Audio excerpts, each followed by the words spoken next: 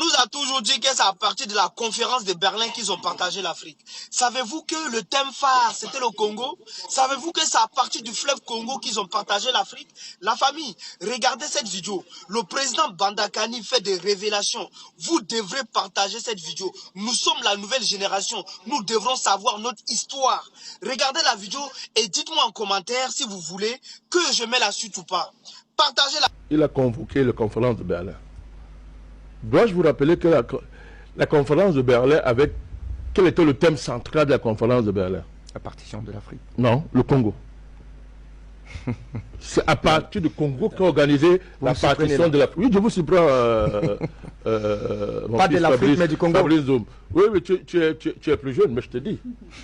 C'est ce qu'on dit que la partition... Oui, mais la conférence même, oui. L'enjeu de la conférence, c'est le Congo. Et qui était à la table?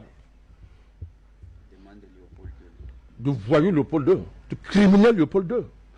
Alors, on doit respecter les morts, mais il y a des morts qu'on ne respecte pas. Il y a des morts dont la mémoire n'est pas respectée.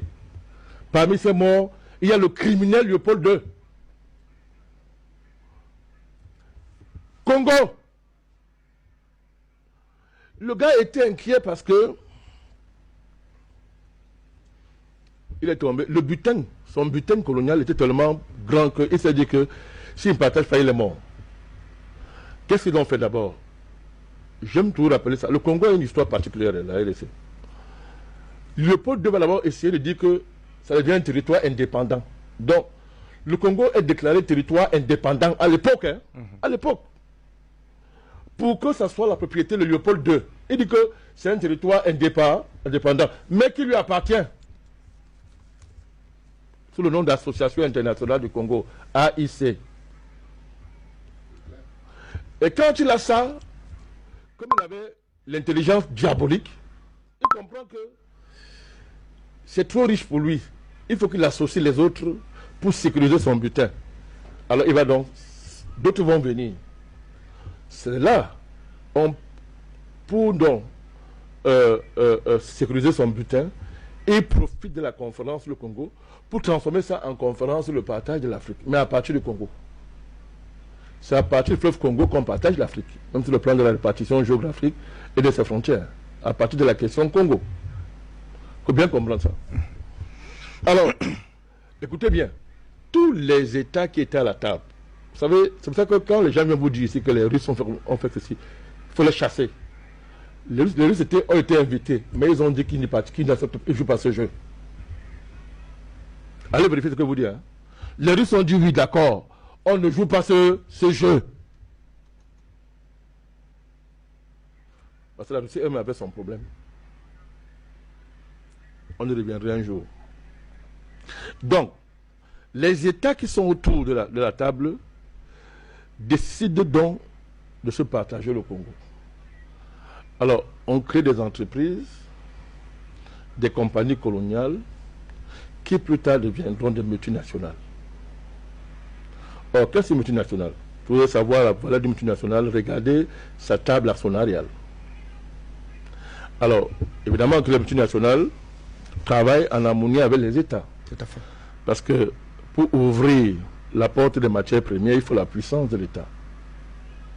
Mais une fois que c'est fait, c'est l'actionnariat des multinationales qui vous détermine quelles forces sont en jeu.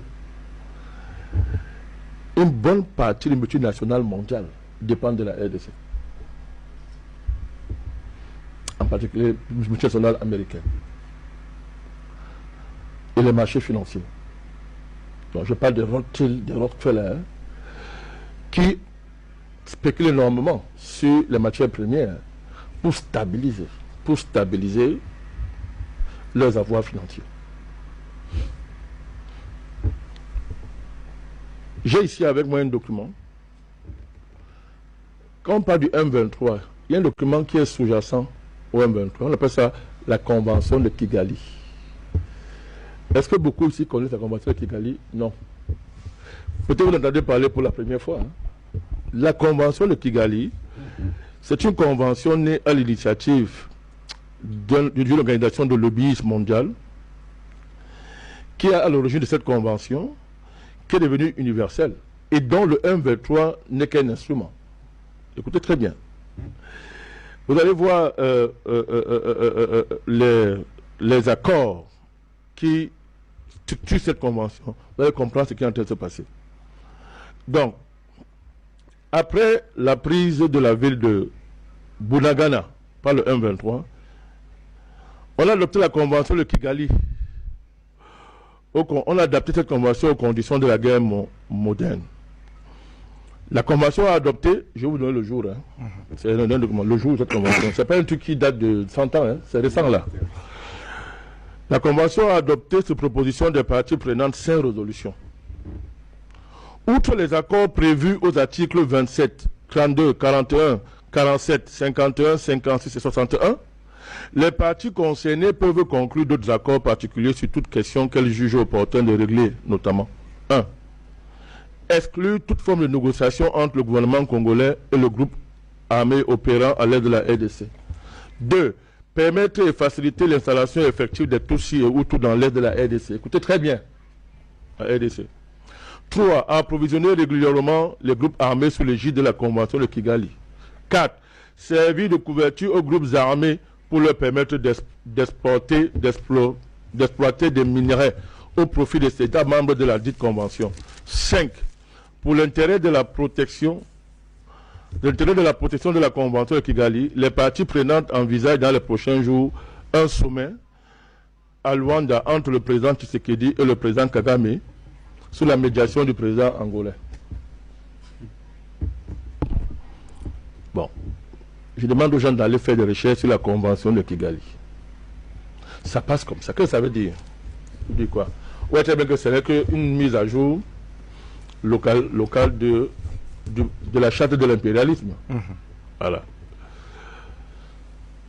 C'est pour ça que tout à l'heure, quand Ouazilou a parlé d'Israël et a parlé de l'Occident collectif, parce qu'ici, là, dans ce jeu-ci, c'est ce qu'on appelle l'Occident collectif.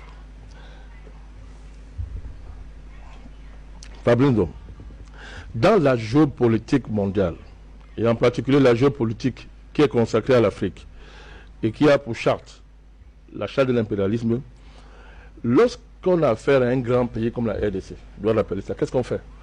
On crée des petits États autour dont le rôle est de maintenir ce pays sous la pression, de lui mettre une pression énorme. Ces pays qui sont aux alentours servent de base pour menacer le grand État de démembrement. On peut démembrer les parties les plus riches de l'État.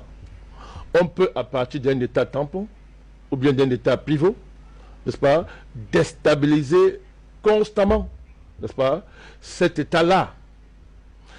L'histoire de la RDC, n'est pas liée à la personne de Léopold II, n'est-ce pas? Léopold II, non. L'histoire du Rwanda est liée à qui? Pas de la Belgique. C'est toujours la Belgique. Qui a façonné la Belgique, le Rwanda? C'est pas la Belgique? La Belgique. Même l'Est de la RDC. C'est la Belgique, non? Mais ça vous dit rien. Pourquoi? Parce que c'est nous les Africains qui continuons à avoir une approche nationale des questions du Grand Lac. Les questions africaines, nous les abordons toujours sur un angle national, pas sur un angle africain global. Si on aborde la question sur un angle africain et global, on va comprendre comment elle est organisée, comment les puissances organisent la main mise sur la RDC, et mieux comprendre le rôle des États alentours, l'Ouganda par exemple, et le Rwanda pour le cas d'espèce. Un pays comme le Burundi a eu la chance d'avoir un président qu'on appelle Pierre Nkurunziza, qui a dit que mon pays ne jouera plus ce rôle. Et nous pensons que le président d'Achimi, qui est là actuellement, est encore dans cette logique. Mais le Rwanda et le président ougandais, Yoweri Museveni, ont accepté d'être les pions américains pour redessiner, n'est-ce pas, la carte des Grands Lacs. Ça consistait à anticiper sur le départ de Mobutu, qui ne servait plus à rien parce que la guerre froide était finie. On a donc fabriqué Museveni et Kagame, n'est-ce pas, en s'appuyant sur un antagonisme de façade, mais fabriqué par les colons belges, la rivalité Tutsi-Hutu, nourrie, entretenue justement par ces mêmes réseaux. On a donc fait émerger ces deux-là, avec pour base géopolitique non dit de s'assurer que Les Occidentaux ne perdent pas main sur la RDC.